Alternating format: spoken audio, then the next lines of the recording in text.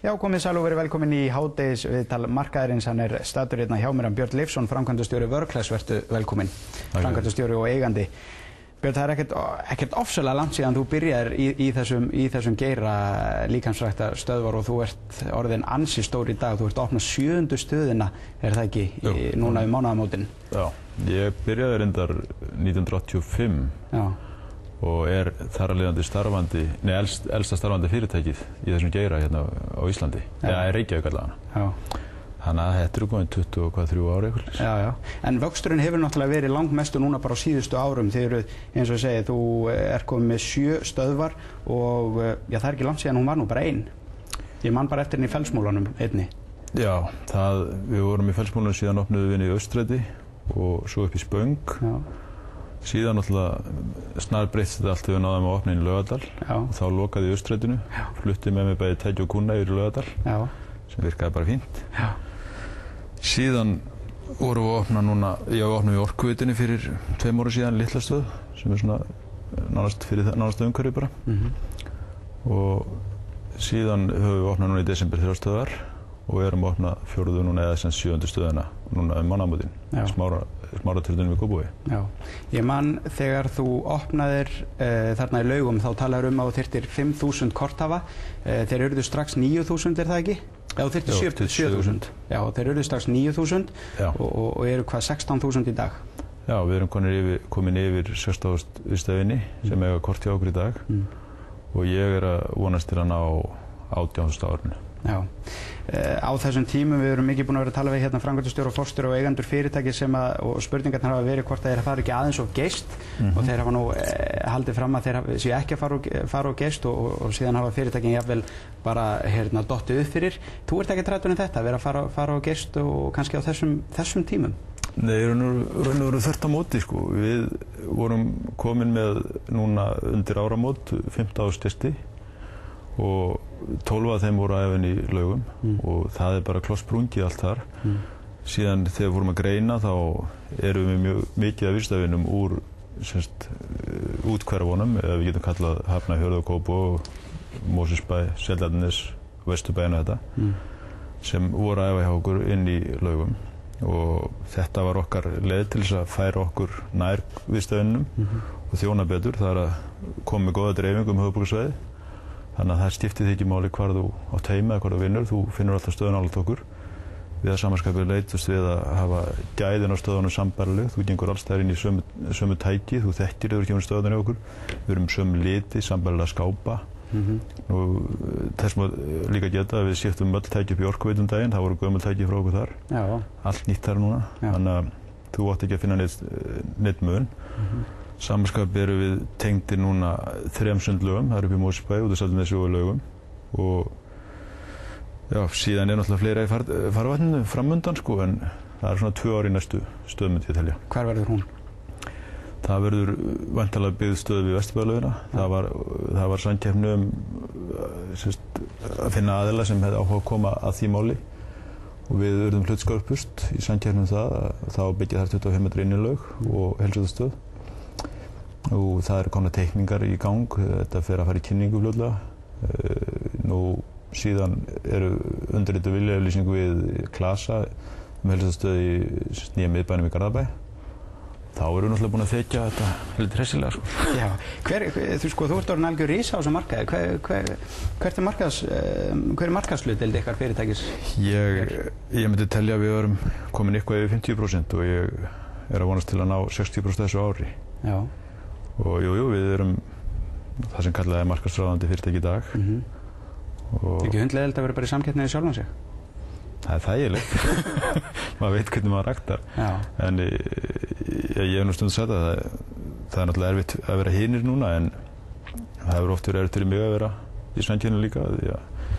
Ég man þá tíðið þegar maður hafði varla efni á að éta. Þannig að þetta er þægilegri staða og sjálega. Já, en alltaf í svona stöðum þá verður fólk hrætt það að verði of hátt og mörgum þykir nú svolítið dýrt að koma í stöðuna til þín. Munum við sjá fram á einhverja verðlækkun?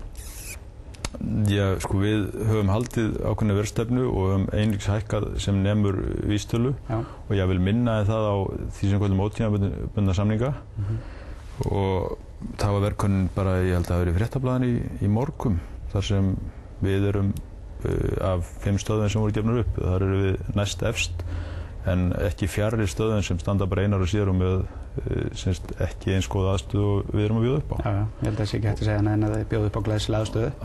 En okkar stöðar eru, við bjóðum upp á aðgang að þessum sundlaugum líka, við kaupum aðgang að sundlaugunum og greiðum sér fyrir það, en kúnninn eða viðstæðunin þarf ekki að greiða sérstaklega fyrir það. Já, en hvernig business er þetta nú, sko, þeir sem hafa verið í þessu segja að þetta sé bara algjört hark. Hver er galdurinn? Þér augljóslega hefur gengið ágætlega. Hver er þá galdurinn við að láta svona ganga upp og gott betur en það? Gott starfsfólk, góð staðsetning og gæði.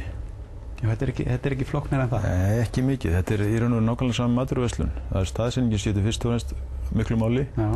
Og síðan náttúrulega að þjóna vel og vera með gæði. Það er til dæmis hjá okkur á að vera hendinga og finna bilutæki og þau eiga þá ekki að vera bilu lengur en 1 viku, max. Og það er það sem við leitumst við. Þrif eru geysilega mikilvæg og við erum með mikið af fólki í þrifum og þessi gæðastalar þurfa að vera í lagi. Og náttúrulega núna er staðan einfaldlega svo að við erum með meðalverð á markaðnum en hágæði, góða staðsetningar og dreifðir. Þannig að ég sé það á ekki að vera ástæða fyrir fólk að fara neitt annað til okkar í dag því að þar fær það sem það vill. Já. Þetta hefur augljóslega gengið mjög vel hjá þér en þú lagði líka á tímabili allt undir það ekki og gott betur. Það má segja fjölskyldan undir? Jú, það má segja að þegar ég byrjaði þá fekk ég foreldrar mína með mér í þetta og þá seldi ég bæði bíl og hús og veðsetti húsið þeirra. Síðan aftur á móti þegar við fórum inn í Laugar þá var allt lagt undir, allt veðsett sem til var, bæði hjá foreldrum mínum og tengdaforeldrum. Konan og börnin? Já, allt í sölurnar sko. Nú, eins og þú nefndir á þetta, við fengum strax fljúgandi start og við gátum að losa þessi veð mjög fljótlega. Já.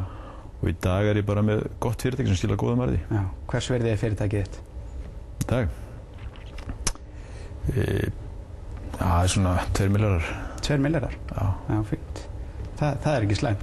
Er það til sölu? Nei. Sama hver kæmi og hvað hann vildi borga mikið fyrir þar að segja? Ég hugsa það, já, því að þetta er rosalega gaman enn við þetta. Maður er að vinna við að aðstofa fólk og hjálpa því til betra lífs. Og ég einhvern veginn sé mig sjálfan ekki fyrir mér með einhverja 2 milljarðar inn á bankabók og horfa á verðbréfan. Sérstaklega ekki eins og markaðnir í dag. Nei. Er þetta fyrirtæki sem þú sér fyrir þér að fara einhvern tímann á markað? Það kemur aldrei greina og það var eitt af því sem við lögðum upp með þegar við opniðum í Laugum að það var einn möguleikinn til þess að reyna að fjármagna þetta. Það var rosalega erfitt að fjármagna Laugar. Við gengum bónleiðir milli Pontíusar og Pílatusar eins og eftir, fórum í öll stærstu fasteignafélögin og annað og það trúði bara enginn á þetta og þetta var rosalega erfitt en það er líka ansi margir í dag sem sjá að þetta hafi ekki stokkið um borð. Yeah.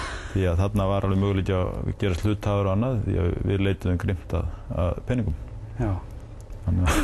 Eru menn að reyna núna að koma og reyna að vera með? Já, já. Hverjum degi? Nei, ég sé það ekki. Ég hef ekkert opnað þetta en ég er alveg klár á því að það verður ekki vandamál að fá fjárfesta í þetta fyrirtæki í dag. Nei, nákvæmlega. Þetta er sennilega með arðsamari fyrirtækjum á markaðnum í dag. Það er ekki á markaðnum alltaf. Nei, nákvæmlega, ekki þannig. En þú segir einmitt, fyrirtæki er ekki til sölu, það þýðir að þú hafi bara miklu stærri plön. Þú ert náttúrulega búin að kaupa líka 16 líkamsræktarstöðvar í Danmörku. Já, við keyptum, ég á samt nokkrum félögum mínum, við keyptum þriðjastærðskeðjun í Danmörku fyrir tæpum 2 ára, 1,5 ára síðan og það voru 12 stöðvar og þær eru orðnar 16 í dag og opnuðum eina núna 5. janúar í Óðinsvé.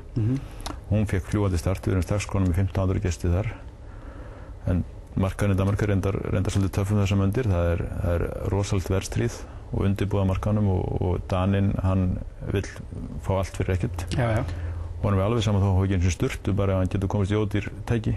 Þannig að þetta er svolítið munur frá því sem við viljum gæði. Já. Og við viljum greiða fyrir það sem við fáum. Já. En þurfa þeir eitthvað á svona haldi, er þeir ekki bara út að hjóla? Danir eru sennilega verri ástandi við. Þeir hjóla mikið, en þeir líka reykja mikið og eru hjólreiðar er náttúrulega nánast bara lungna og fótaþjálfun, hjarta. Já. Það vantar alveg efri búkinn, þannig að þeir eru alls ekki góð. Þannig að tækifærin eru í þessu landi? Já, tækifærin í heilsurækti eru allstaðar en vandamálin eru víða þessar lágverðsstöðvar sem skjótast inn á markaðinn og bjóða upp á nánast enga þjónustu og það eru bara í mörgum löndum sem fólk vill það en það er greinilegt þetta reynt hérna, það eru til stöðvar hérna sem hafa boðið mjög lág verð og þær eru að skipta eigendur í þessa dagana bara. Það er bara því við viljum fá þjónustu, þú fær alltaf það sem þú borgar fyrir. Ef þú borgar lítið þá fær léleg tæki, þú fær léleg þrif. Já, það er bara þannig. Hvað með framtíðina? Ætlarðu að fara til fleiri landa og hvar verður vöruklass eftir 5 ár?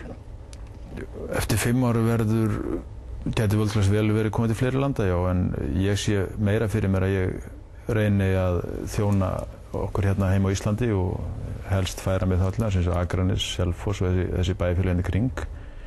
Ég fór fyrir nokkrum árum til Akureyrar, ætla að gera strandtök þar. Það gekk ekki vel, ég held ég hefði á þeim tíma tapað 40 milljónum á því. Já, svoleiðis. Þannig að ég vil hafa þetta nær mér, þannig að ég geti fylgst með þessu. Nákvæmlega. Björn, tíminn floginn frá okkur. Takk kærlega fyrir komuna. Takk að þér. Segjum þetta gott af hádegisviðtalinu. Hádegisviðtal markaðarins verður hér aftur næstkomandi þriðjudag. Verið sæl.